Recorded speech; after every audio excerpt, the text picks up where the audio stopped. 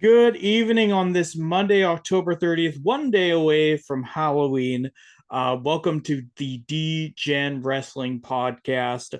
I'm Nathan, alongside Ben. I can't believe Hey, this brownie tastes like brownie Walsh. This is gonna be a fun show. Uh, it should so be. it should be. So we're going to be talking a lot about unions today, just to let everybody know. So let's talk about the union that wrestling seems to do very, very, very well. Uh, the union of holy matrimony. Ben, what is your favorite WWE or AEW wedding promo? Okay, so I really like the one with that Triple H and Stephanie had. The Yeah, the nice one where but everything. but I also really like the one that Test and Stephanie had right before that. So are you saying like Stephanie McMahon is like the ultimate wedding girl in WWE? How many weddings has she had? Two, three? Because I'm gonna tell you, my favorite wedding was actually AJ Lee and Daniel Bryan. Yeah, I should have guessed that. And it was because, see, unlike Triple H and Stephanie, or especially Test and Stephanie, I liked AJ Lee, I liked Daniel Bryan, and I liked everything about that wedding. I don't care about Stephanie McMahon, so Triple H's loving holy matrimony union would be my favorite had it have not been for Daniel Bryan and AJ Lee. Okay, yeah. Um, so AJ Lee just saying yes and everything going off without a hitch, and then she finally stops and says, "Actually, Daniel, I said yes to something else." And Vince McMahon pops up, and the whole place just turns into a bunch of sniggering 12-year-olds at the thought of this obscenely old, disgusting human being um, hitching up with WWE's most attractive female wrestler at the time. It wasn't that at all, but just that 1 second where everybody was just like, "Oh my god, no, they wouldn't do this, no." Yeah. Dude, it was something to behold. Um, so speaking of unions, the New Day, we know them. We We do. we love them, at least I do. We And do. Well, you love at least two-thirds of them. yeah, I'm not a huge fan of Xavier Woods, but we'll go that way. Actually, you know what? I love three-quarters of them. Let's include Francesca. She is a heck of an addition to the New Day. So the New Day, as championed by Francesca, by far the most valuable member of the New Day. We know them, we love them. They'll go down in history as one of, if not the greatest wrestling. I know it says in the notes threesomes, but foursomes with Francesca. Uh, anyway, recently Big E was asked about the New Day's doubters. So speaking on the Undrafted All Star Sports Show, when speaking about the New Day's early days, Big E said, "quote We had like Big Show pulling Kofi aside, saying, 'What are you doing with these two? You're wasting your career.' He came back later and apologized because, quote, sometimes people don't see the vision. They don't see what you see, and they don't understand that." Ben, what are your thoughts on the New Day and Biggie's comment in general? Well, I mean, he's not wrong. No. How many times has that been a thing in wrestling, man? Yeah, it's really been like, hey, these two guys, I know I'm friends with them. It's great. What if we team up together and then it just generally doesn't work? Yeah. Well, But then there's the instances like the Click, like the New Day, that it just ends up working. oh yeah. The click works so well that it spawned a similar group in the Undertaker's Bone Street crew. because he thought the Clique was getting too powerful. The thing and they about just wanted to play dominoes, damn it. Yeah. Seriously though, other than Taker, the Bone Street crew compared to the Clique had absolutely nothing in terms of talent. Take out the Undertaker from that group. What do you got? Yoko? Is Yoko the best one in the Bone Street crew? I think so. I don't remember. That's the problem. When Triple H is your least talented Clique member, you're doing something very, very right. That's also saying a lot coming from someone who is hugely against Waltman, Hall. Yeah. Hey, I don't think Waltman can promo worth crap, but inside the ring, in his prime, especially, even I will admit, that dude can go. Yeah, it's just really odd to hear you say that Triple H was under him because of what you're just saying. I know, but it's true. It's legitimately true. Don't get me wrong. I don't want Waltman near anything now. But back in the day, that guy was solid as hell. If you couldn't have a good match with Waltman, you really should have rethought your wrestling as a career choice. And if you couldn't have a good match with Shawn, get the hell out. I don't want to see you. Yeah. Wear a paper bag and sulk away in shame. Just sulk away. He's talking about Hogan, by the way, people. Well, hey, Hogan had a great match in spite of Hogan with Shawn. Hogan had a great match. Shawn did not. I love that match. It was the best Hulk Hogan match I've ever seen. Oh, man. And that just goes to show you what can happen when you have Shawn Michaels willing to carry 300 pounds of dead weight. But we're not talking about Kevin Nash. No.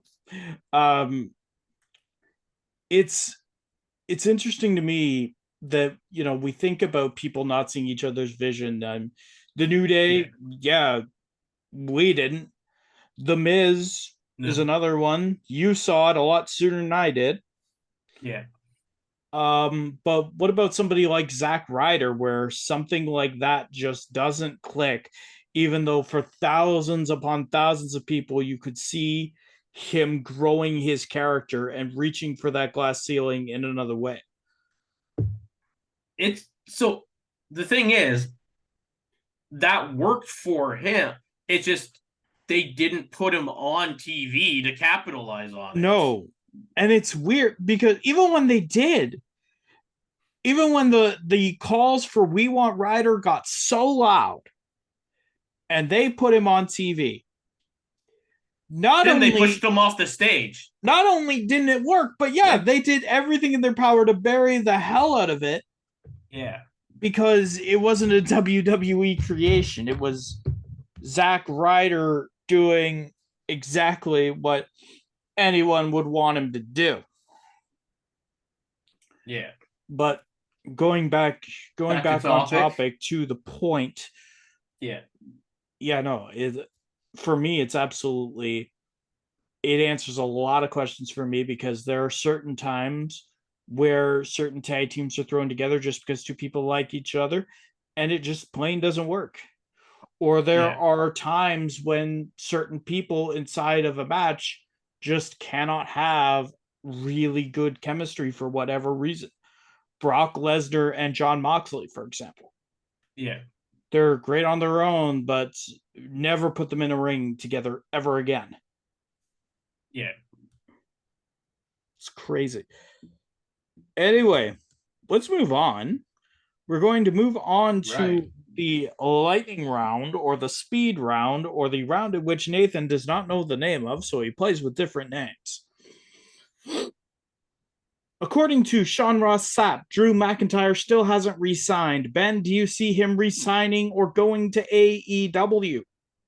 So I think he's going to re-sign, but I think he's going to hold on to it as long as he can until he can get like the most money right before he says I'm gone, basically.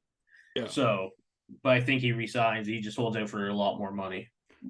See, the way I look at it is WWE don't really need him. At least that would be the perception. If I if he don't think hasn't signed it. WWE thinks he does. They don't need him. Is the thing. Okay. I think they do.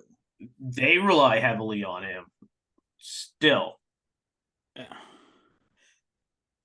But even then, he's a piece that they'd like to have around, but they don't. I think the perception is that they don't anchor anything to him, so they don't need him. The yeah, other thing that the thing that I think he can do, and full power to McIntyre if he can do this, is if he becomes like close to a free agent and Tony Khan offers him a bag and he goes to Ari Emanuel and he says, "This is the offer, beat it or I'm out." Because I think that's something else he could easily do too. Similar to Edge yeah, and Edge trying to put himself in a situation where there would be a bidding war over Edge because WWE had an offer on the table. Tony Khan beat that offer. yeah. That's why we got Adam Copeland in AEW, and all power to him. I hope for nothing but the best, except for the That fact that it and could hurt. a fair bit of the creative direction too. Yeah, that's true. WWE only wanted to use him on special occasions, whereas he wanted to do Do like it another like mostly full time for another like yeah, couple yeah, years. yeah. Yeah. Um, MJF is going to have a mystery partner, super best friend at AEW. I think it's Full Gear. Ben, you're an AEW guy. Who is going to help MJF try to recapture the AEW tag team titles? So that's difficult. I could see it being a few people right now. A freaking hilarious one would be Kenny Omega. Oh God, that would be just awful. Did you see the match between MJF and Kenny Omega? Sorry for going off topic again, Yeah, but no, I haven't. Tell me about it. it's been called a must-see match. It's apparently really good. I've only seen pieces of it because I keep getting Sidetracked? off, yeah, work. Yeah, no, I hear you. So, but I've seen bits and pieces of it, and it looks absolutely fantastic.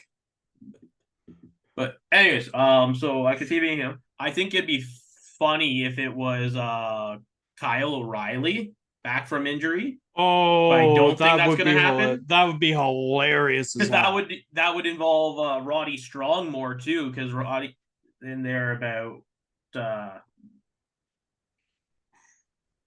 Yeah, Adam Cole and all that. So it'd be interesting to have Kyle O'Reilly in there, or probably one of the Acclaimed or Billy Gunn. I wouldn't like any of those. The Acclaimed or Billy May- Gunn anyway. no, I'm not saying I'd like him. I'm saying this is who it could be Yeah. because of the storyline going on now. And the only storylines actually going on that are storylines in AEW are the 6 MJF ones. It's true. Oh my God, it's so bloody true. That's terrible, but it's true. As for They got a me, full pay-per-view of MJF. as for me, if you can't do like I'm sorry, if you can't do Kenny Omega, which would be hilarious and terrible, Dan has him. Very nice, very evil. Yes. I would love for it to be Danhausen. I just don't think it's likely. But wouldn't it work? Because MJF's whole thing is he's either the salt of the earth, he's your scumbag, or he's a pure scumbag. Yeah, MJF but and Danhausen would work so bloody well, and I'd love to see them play off each other because I don't know. I just want If you Danhausen think and they'd more work stuff. well, I know you have, but I'm talking to the others who maybe we have listeners, who knows. Jerry, Kazakhstan, Thank you, Nathan's friend. Jerry. I just don't see that happening. Why was that? Sorry, my brain just went. Yeah. Okay. So while we're waiting for your brain to come back, I'm gonna just move it on. Remember Oh to. no, I just don't see that team up happening just because of their Twitter interactions and everything. They Oh, see, haven't I think gotten it'd be that great. Just the close. odd couple tag team things. Oh no, I would love it. I just don't think it's going that way. Unless Danhausen surprises him. Yeah, which would be hilarious. And that would be totally in character for Danhausen. Yeah. Speaking of Kenny Omega, he thinks the AEW World Championship is the pinnacle of what wrestling represents in America. Ben, do you agree with him? Why or why not?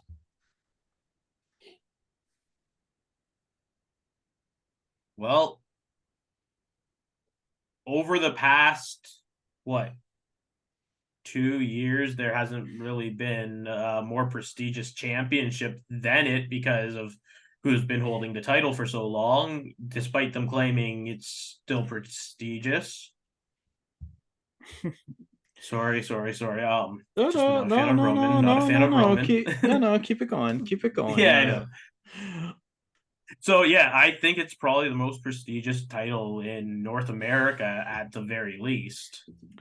See, for me, I'm gonna go the complete opposite direction because I don't agree with that at all.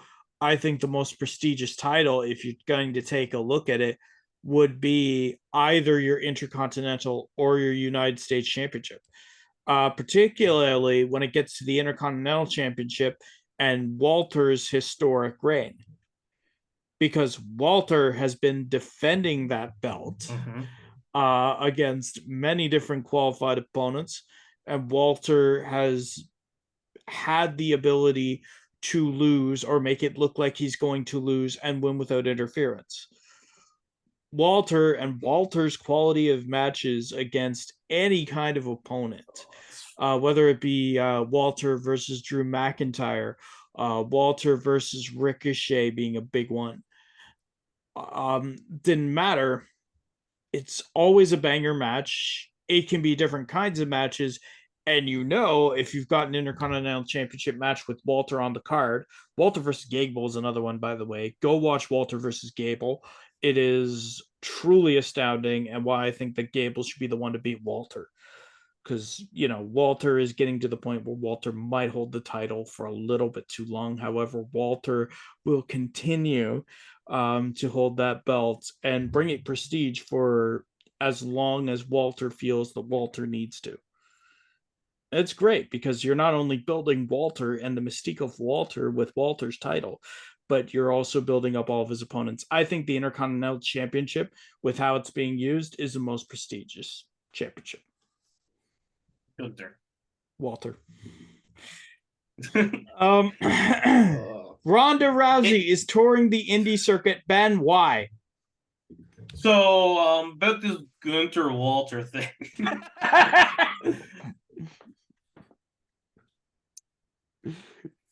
Explain to them. Okay. All right. Fine. Let's derail the whole podcast. Oh no, this is part of what I think about that. Oh yeah, no. The idea of Walter has prestige. Okay, I liked Walter's name when he was Walter back in NXT UK. Then WWE changed it to Gunther, right in the middle of Walter's rise to power. And I cannot stand the fact that Walter is no longer Walter. So I will continue to name him Walter until the day I die. I completely agree with what Nathan's saying. Just, it's more fun for me to be Gunther. Walter. See? Walter. So anyways, Walter. That's what I think of that whole situation. Ronda Rousey is touring the indie circuit. Ben, why? Just why? we just went through why. Do we need to do that again? Okay, yeah. Okay, so perfect. Yeah. Oh, I hear you. Brian Danielson broke his orbital bone and will be out until 2024. Ben, how big of a setback is this for AEW and Danielson? So big for AEW, and I will say big for Brian Danielson because of what January 3rd, I believe, is supposed to be. Oh, what might The that be? G1 Climax. Oh, shoot. Yeah. Yeah. Yeah, that's gonna be hard for him to get to. That being said, Yeah. big for AEW. Brian Danielson is one of the most compelling characters you got. Huge for Danielson. I wouldn't be surprised if he's looking at retirement. Yeah, he's definitely going to be helping in creative while he's off, though. So that's Oh great. yeah, but when you look at the injuries mounting to Danielson, at least over the past couple of years, Past year, this is the second time he's out this year yeah, for an extended period of time. yeah, That's gonna bleed into next year. The guy is crazy good, but how long can his body keep doing this without doing something serious or permanent? Yeah. Like, I remember the last big injury Undertaker had was to the orbital bone. Yeah. It was one of his last really, really big ones before he just decided to go to once every year at WrestleMania showing up. It's sad, but it happens. What's coming up is just sad because it's time for Wrestling Weekly. That's a part of the show where Ben and I talk about the weakest segment in wrestling. I am going to stress this by saying this is a weakest segment talk. We're not going to talk about WWE SmackDown on the West Coast, which, from what I hear, was a royal catastrophe. Yeah. In that you have the first promo showing up without a hitch, the LA Knight Roman Reigns stuff. And then you have a break for sports, which wasn't advertised. And then you pick it right back up with Rey Mysterio and have a bunch of different crazy things happening after that. If I were WWE, I would go to Fox and say, what the hell? Yeah. But the weakest segment in all of wrestling, Ben, take it away. Okay, so Charlotte Flair. I'm joking. She wasn't even on. No, she wasn't even on. It was great. Great. No. I believe you and I both have the same thing, actually. I think we do too. The Bianca Belair promo. Yep. That made me say, fuck it, I'm going to bed.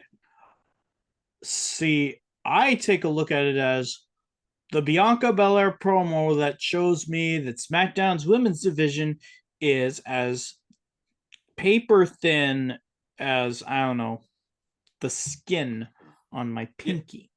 I believe when I messaged you about it, I said, I said, this seems like generic return promo number 3. Yeah. And it was so generic and honestly rather boring and annoying. Kind of like Bianca herself lately. Yes, so she went off for 2 months because she wanted to get cheered again. And then this whole idea of SmackDown changing or Raw changing because Pierce and Nick Aldis are the GMs. Charlotte Flair's been allowed to call her shot at the Women's Championship.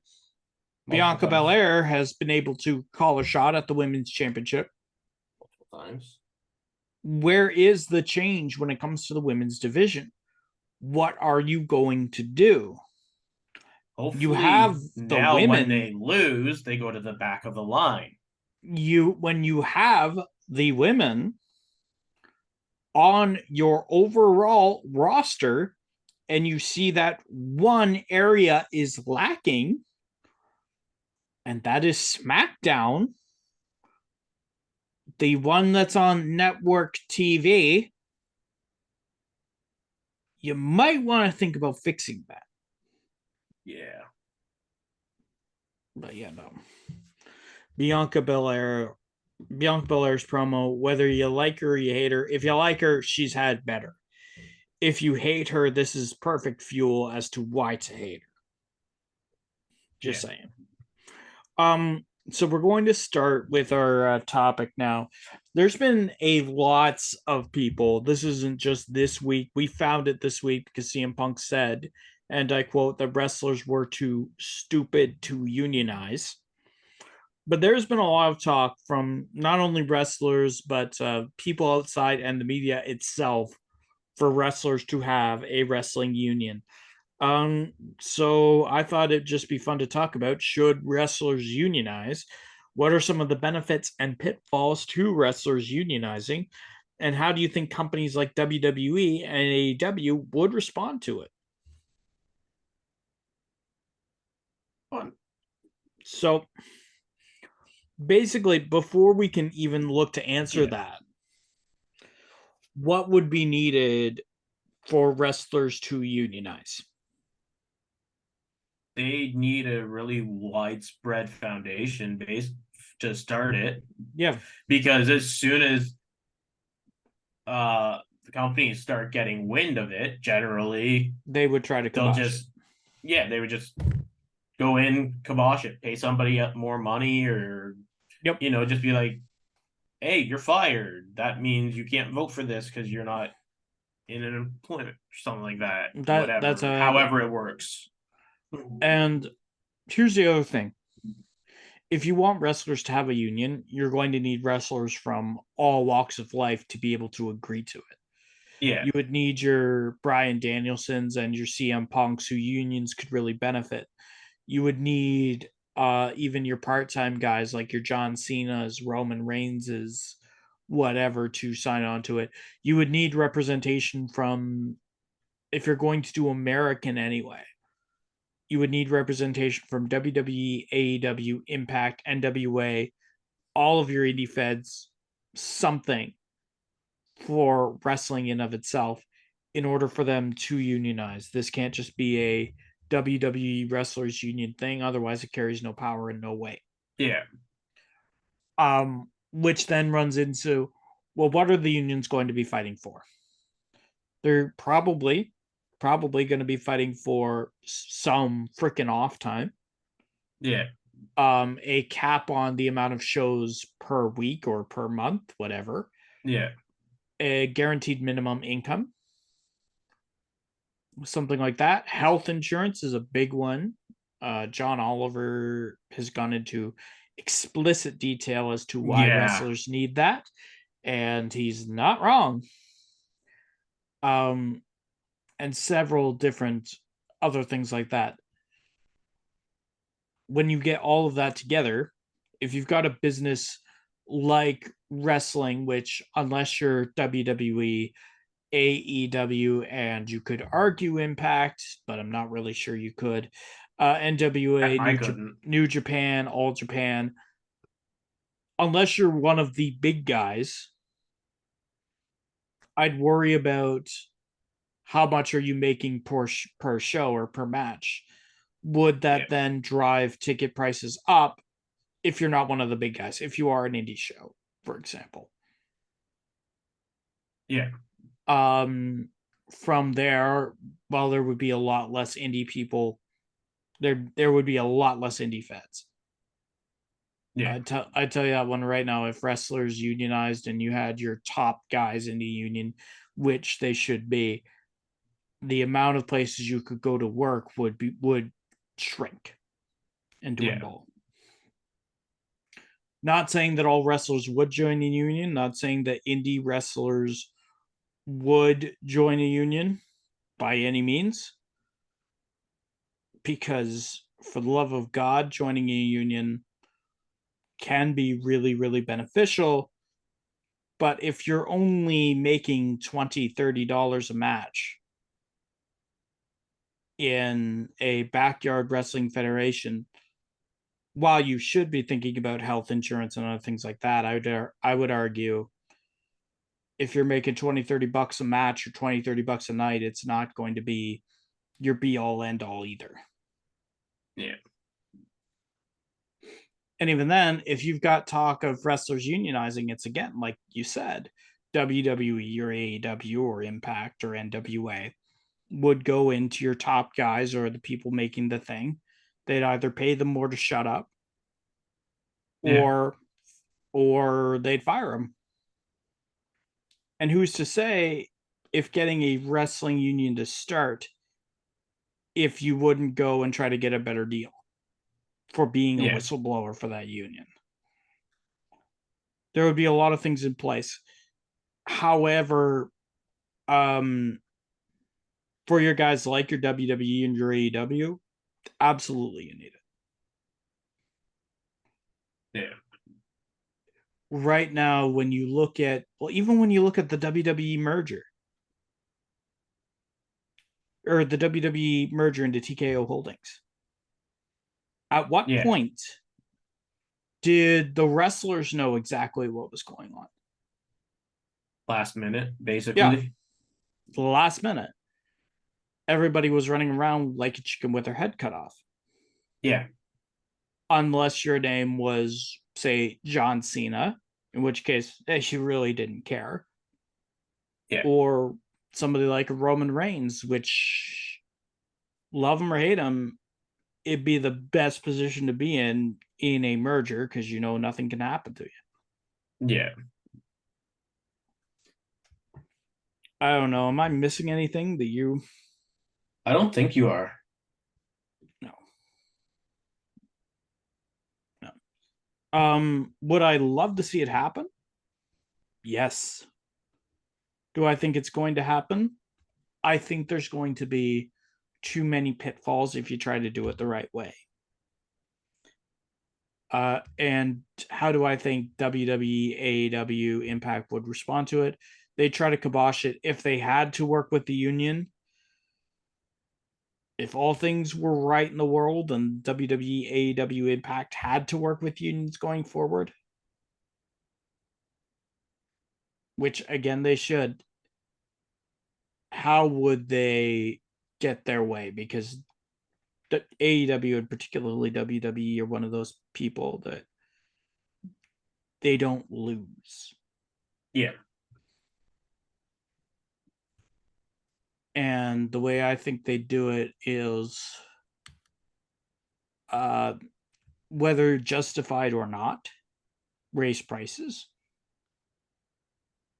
1,000%. That's what Netflix, Hulu, Disney Plus are doing while on strike with the union. And during a wrestling strike, if a union were to strike, I don't think WWE, AEW, or Impact would care. They would hire non-union guys and make sure that that would be the persona non grata that you wrestled with.